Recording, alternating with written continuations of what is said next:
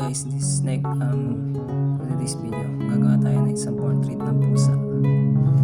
Ang pangalan ng pusa na to ay si Nico. Ang tawag pala dito ay belting. Magsisimula ka sa bulak hanggang sa makagawa ka ng isang art na gusto mong gayahin o gawin. Pag gumawa ka na to, kailangan mo din ng medyo mahabang pasensya kasi matagal din siyang gawin nakakawit din. Bali dito, nagkamali ako sa kulay ng mata niya. Masyadong dilaw. Kasi sa paggagayahan natin, iba yung kulay ng mata. Kaya binago ko din siya, mamaya makikita niyo. Binalik ko sa kanyang kulay. Dito sa part na to, ginagawa ko na yung magiging balahibo niya yan. Ito, matagal tong gawin eh. Medyo napahaba. Lagay ko ng balahibo dito. Mukha siyang rayon eh.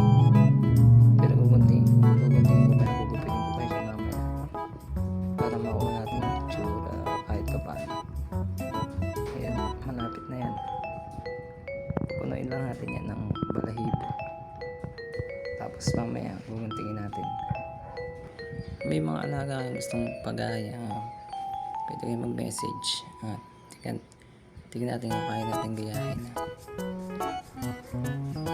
Ito yung pinakamatagal na part niya is paglalagay ng balahibo. Kasi kailangan punuin mo yun eh. Yan ang tsura ng mata. Ito, napalitan ko na siya ng mata at nire-retouch ko na lang. Kamali ako dito sa tenga. Babaguhin ko na lang siya sa susunod. Ayan na, finished product niya. Hawig naman konti. Salamat sa pangalan. Meow.